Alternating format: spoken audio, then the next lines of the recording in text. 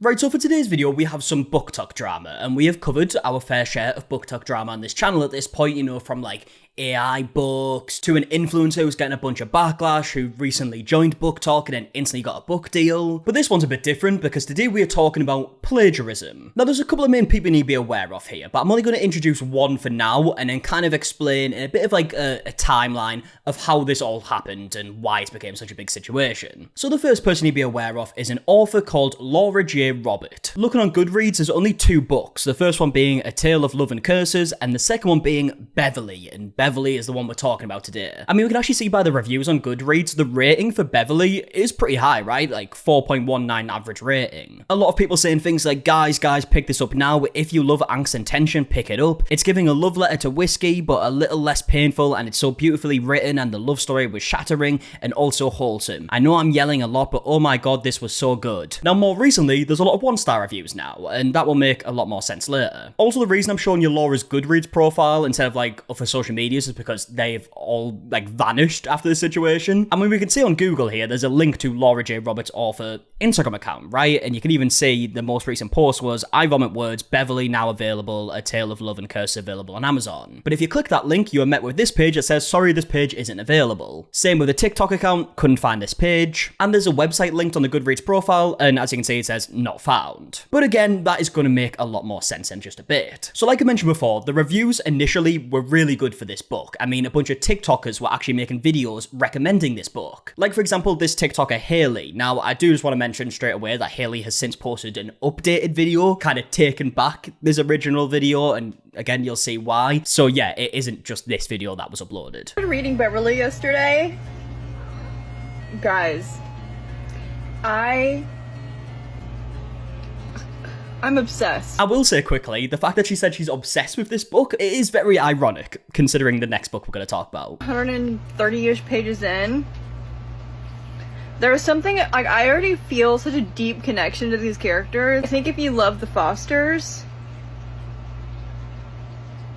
I think you should read this. Okay, so you get the point, right? This book, Beverly, came out, people really liked it, people recommending it. But it's now at this point that I need to introduce you to another author called R.J. Lewis, and this is her Instagram account right here. And more specifically, we need to pay attention to this book called Obsessed by R.J. Lewis. Again, that's why I find it ironic that we just spoke about Haley, who said she's obsessed with Beverly. But yeah, either way, R.J. Lewis released this book called Obsessed, and this was actually published in 2016, so about 9 years ago. And by the way, the book Beverly by Laura J. Robert was only released last month. Oh, and yeah, I don't know if this is just a coincidence, a lot of people have pointed this out, but obviously we're talking about an author here who released the original book, R.J. Lewis, and now we have a new book, which a lot of people are saying is plagiarized from Laura J. Robert, and if we look at the initials, they're literally just like swapped around. So there is a bit of a theory going around now that Laura J. Robert isn't even a real person, and it's someone using a different name that is very similar to R.J. Lewis, or at least the initials are. But that's a complete assumption. I don't know if that is true, right? We obviously can't see Laura J. Robert's like Instagram account or anything right now. So R.J. Lewis, the author who released Obsessed 9 years ago, recently posted 2 days ago on her Instagram account with this picture right here, which is the Beverly cover, and it says stolen across it. And reading the caption, it says stolen work alert. It has been brought to my attention that Beverly by Laura J. Robert, and then linked Laura J. Robert TikTok account, and I guess try to like tag her Instagram account, both of which are gone, was stolen from my book Obsessed. My team and I have been painstakingly reviewing the original copy of Robert's book, and the similarity/plagiarism cannot be ignored straight from the very start. It is actually sickening and has left me shocked and saddened. This is an author's worst nightmare. I'm an author who does not have a big online presence, and thanks to all who have reached out to bring this to my attention, as I don't have much visibility on the social media space. I've contacted Amazon to raise a copyright infringement case and hope that people in the book talk space realize this author is stealing content and profiting from it. Please help spread the word that this author does not deserve recognition she is getting over stolen work. Now, a few users on TikTok have actually posted side-by-side comparisons of the two books so we can see like which parts are stolen. But obviously we're not going to go through the full book here, but we are going to later look at some videos from other TikTokers who have read through the full books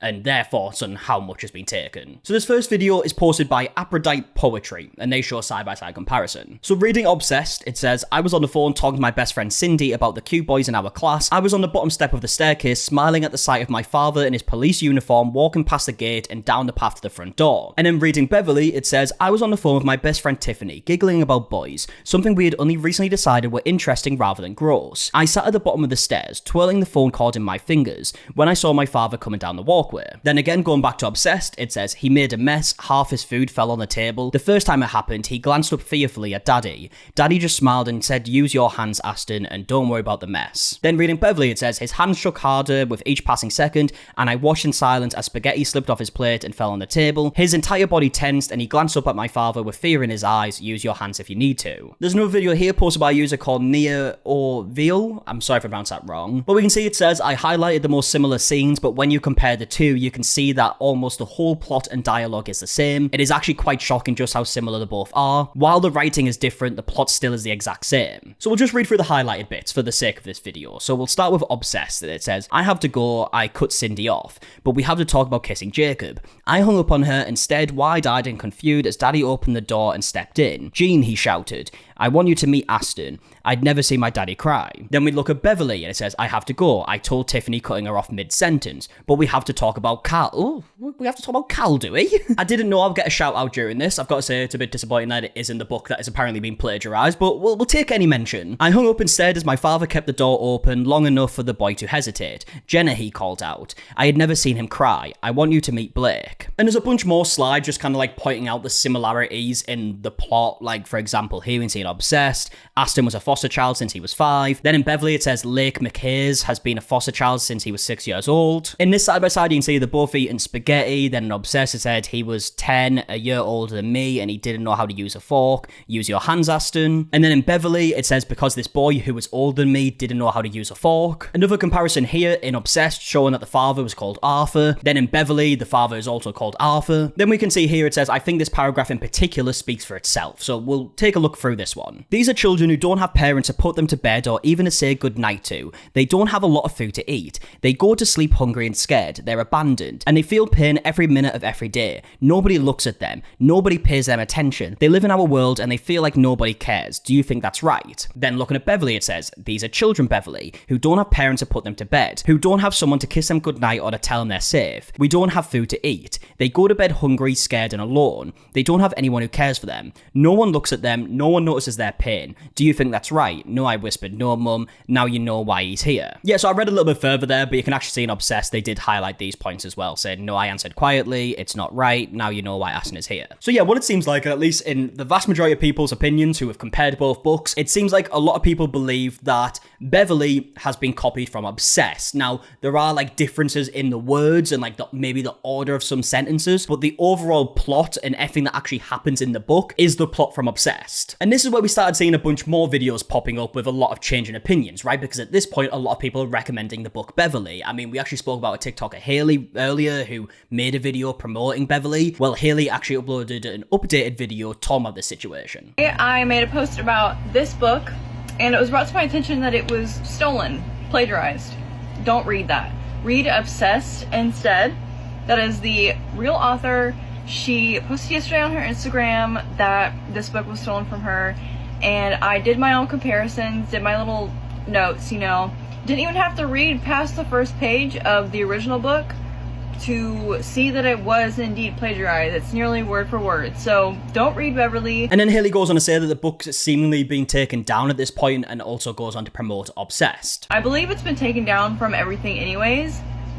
Obsessed is on Kindle Unlimited, so go support that author instead. I think that is a really sucky thing to do to somebody, and we need to support that author instead. We also have another video here from a user called Hal's Shoes, who spoke about the situation. Words cannot describe how fucking mad I am about the fact that this book is fully fucking plagiarized. Like, fully fucking plagiarized. I have no words. Hallie then goes on to say that she actually got halfway through the book before she realised and found out that it was a plagiarised book. And she says after comparing the two, it does seem like it's plagiarised. I got halfway through this book before I found out that this is stolen work. And I'm currently reading the original work, Obsessed, by R.J. Lewis. And Literally, I'm 2 chapters in. The book is bar for fucking bar, word for fucking word, Beverly. Literally, this book is an exact fucking copy of Obsessed. Like, exact copy. Hallie then goes on to say that she originally thought that the only differences were the characters' names, but then also mentions that some of the characters actually have the same names, like the father. I'm reading it and I'm like, okay, literally the only thing different about this book is the characters' names. Everything else is bar for fucking bar. But no, I just got about 10% in to Obsessed. The fucking dad's name is the same in both books. Like, not only did you copy the entire fucking story, you copied the names, and you thought that you could just get away with that. I'm so fucking livid right now. I am so upset for this author. So fucking upset for this. Literally, I'm at a loss for fucking words. I'm so upset. Everyone, take this off your fucking TBR. Please do not read this. Everybody, please go read this.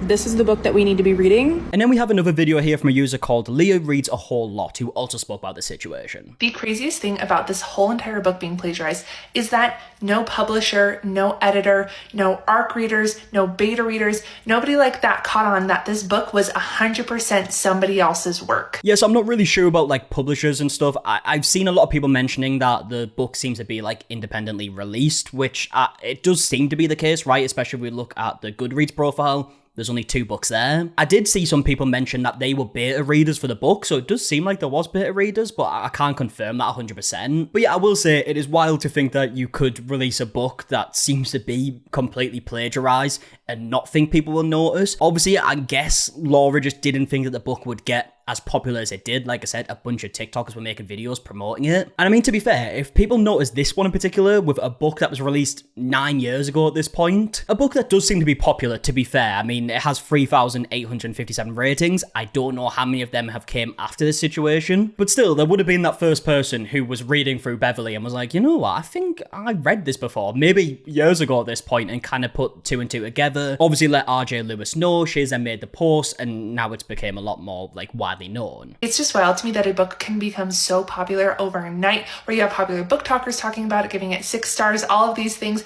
and then in a blink of an eye, everybody can realize that this book was plagiarized, and now all of those book talkers have to go and say like, hey, we do not condone this behavior. I saw a video of a girl comparing like page by page. They're exactly the same. The only thing that was changed was just some of the names. Not all of the names, just some of them. And then Leah goes on to say this is one of the worst cases of plagiarism that she's actually seen. I've never seen something like this before. Of course, we've seen the ones where it's like, okay, well, you pulled a lot of inspiration from a book.